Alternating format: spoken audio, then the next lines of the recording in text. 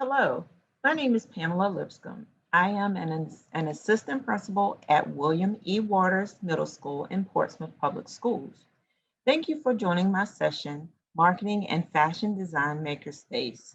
I hope you will stick around for the live Q&A at the conclusion of the session. As a CTE teacher, I was always looking for ways to include hands-on activities in my classes. In 2019, I applied for and received a $500 classroom mini grant, allowing me to fund my marketing and fashion design makerspace. This mini grant funded all of the supplies we needed for my students to design, produce, and sell t-shirts.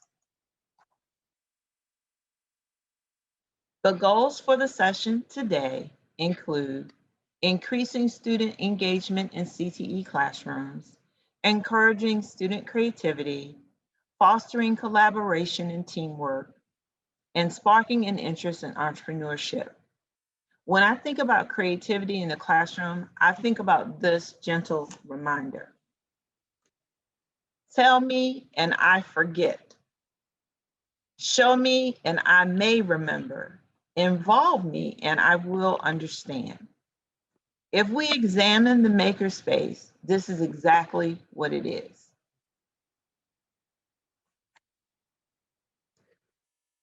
It is a place where young people have an opportunity to explore their own interests, learn to use tools and materials, both physical and virtual, and develop creative projects. Makerspaces encourage the use of science, technology, engineering, art, and math.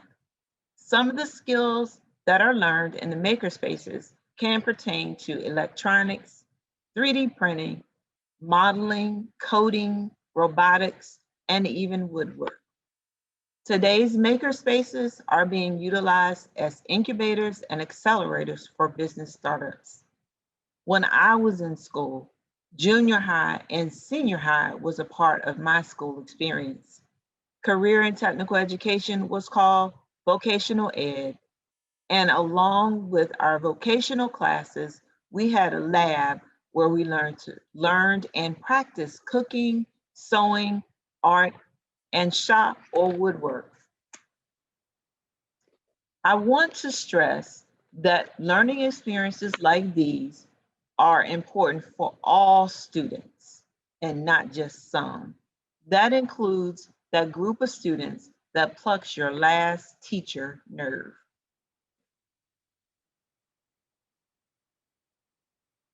Is this a problem or a concern? The lack of creativity. Is it a problem or a concern?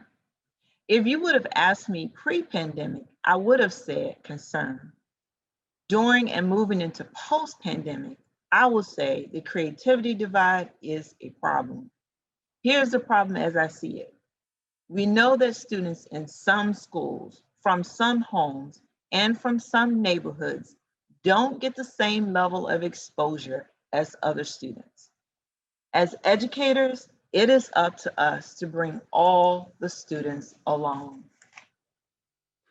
Human creativity is unlimited.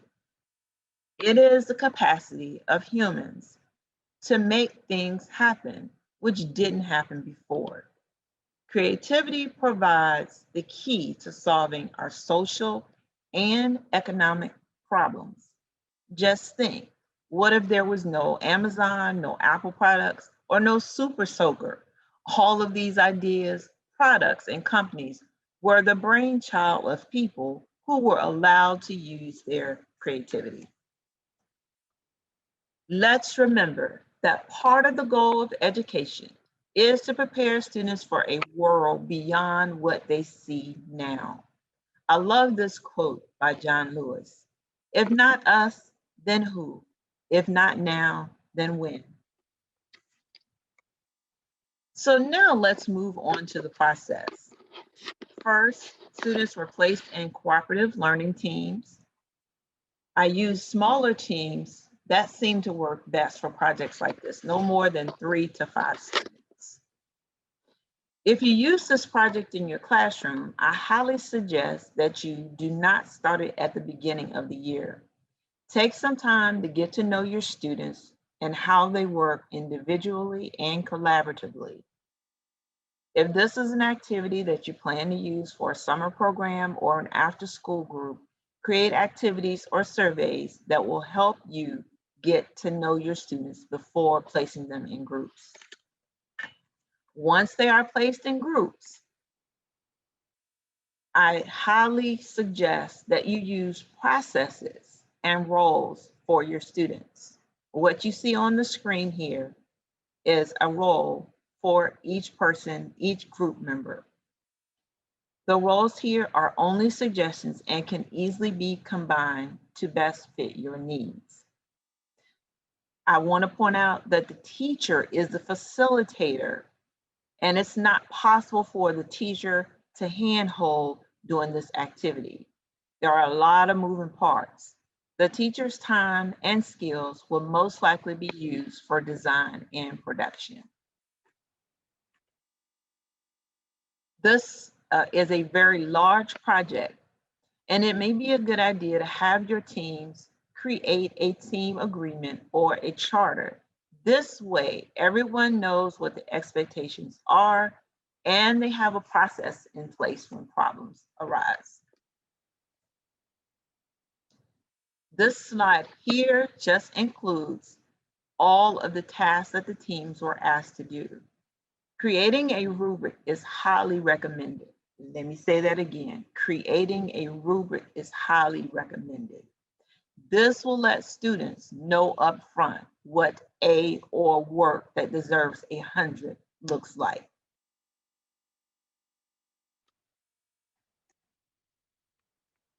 Here you see a sample business plan.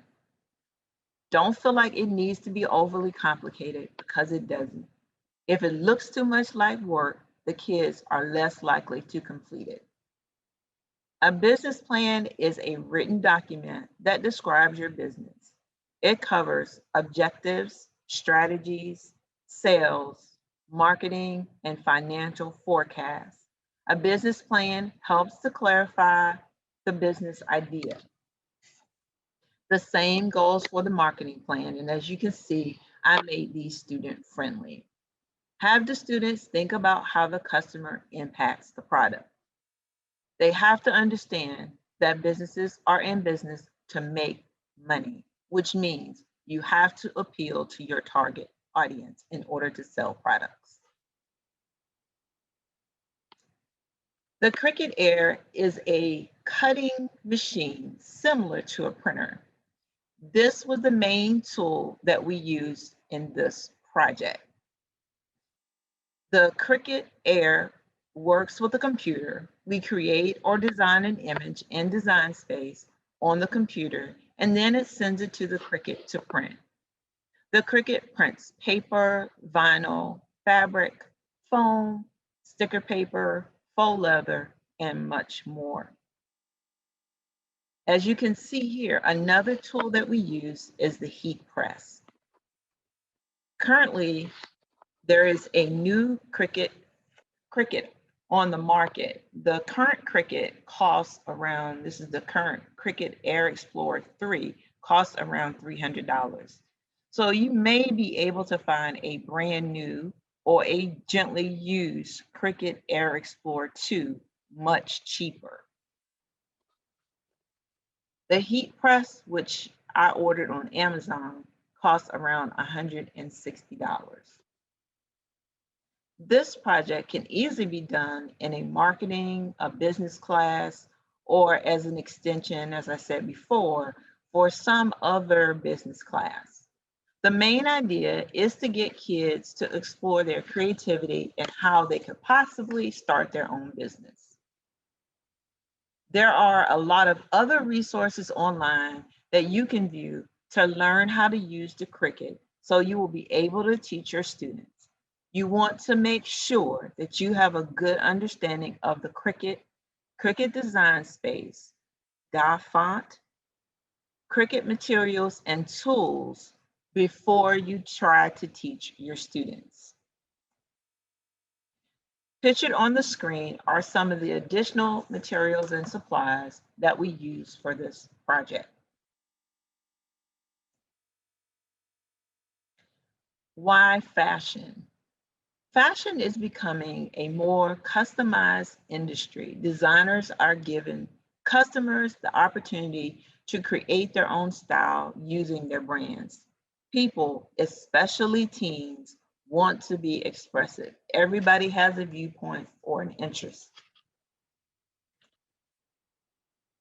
This carries over to major and small designers, as well as do-it-yourself businesses.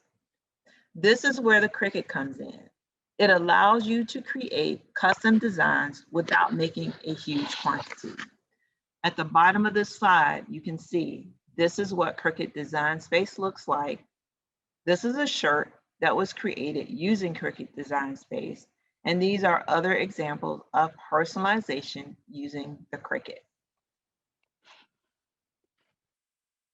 This next slide shows my students working in Cricut Design Space to create their shirts. You can see them using Cricut Design Space. Let's see what Cricut Design Space looks like.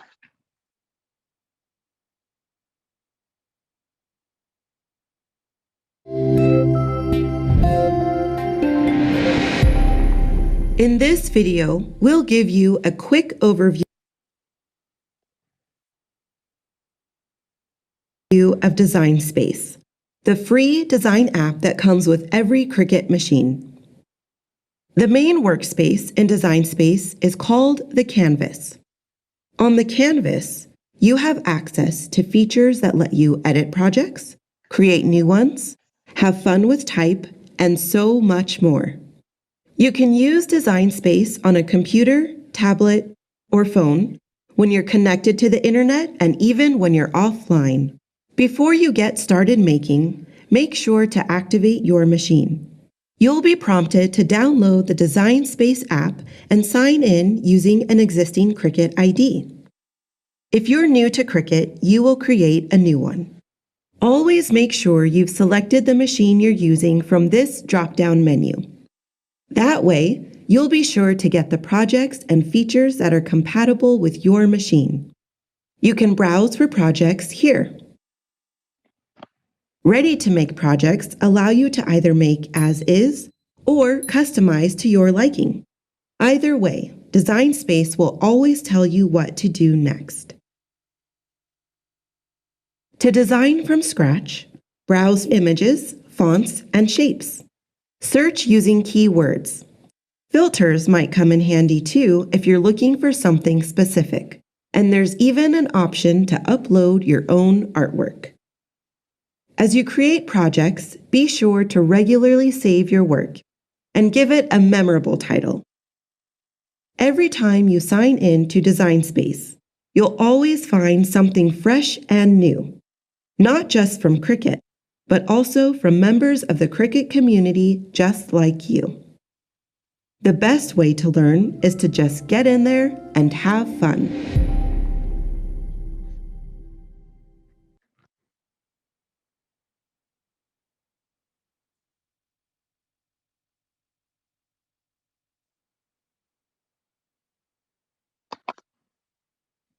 This was one of our first Cricut projects for the teams. Construction paper, cardstock, and glue is a lot cheaper than the vinyl that we use to make shirts. So these are some of the projects that the students learn how to create using the Cricut.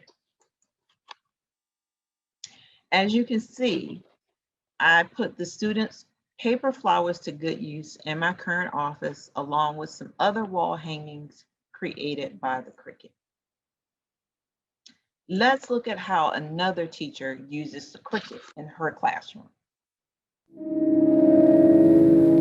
I always said to myself, I'm going to be the teacher that I wish I had when I was younger. When my students see me, I want them to know that we're about to have fun, but we're also going to learn at the same time. Having the ability to create learning opportunities that are magical for them is such a gift. I can't see myself doing anything else. I got introduced to the Cricut machine by one of my colleagues. It's pretty popular in the teacher community. And then what number would go there? 2. 2, good. Good job. When I create learning boards, it really just gets them excited about learning. A lot of students don't learn with just pencil and paper. It allows them to be more hands-on. Creativity is super important because it allows us to exercise our brain. If we're not being creative, if we're not spending time trying to think of ways to be innovative, then our imagination just gets stifled. One of the things that they love is when we use Cricut stencils that I've created on canvas. They can use the stencil to help them in creating a masterpiece that creates confidence and allows them to want to explore art even further. Not just art, but we use it for math, we use it for reading.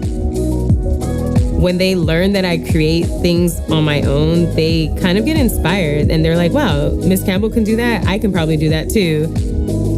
Cricut is the hub of creativity. You can seriously make anything. There are no limits.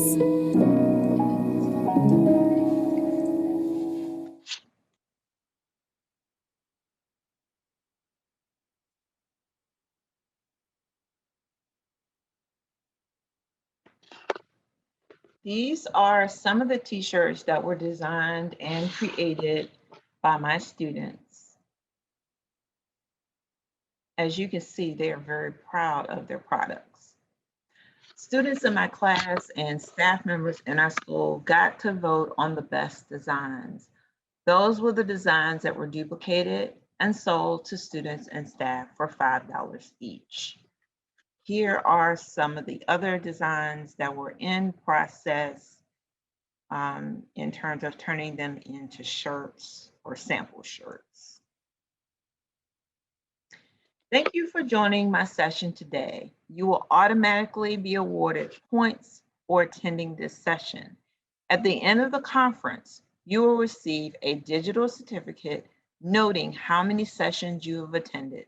I hope to see you in the live Q&A right after this session. Thank you.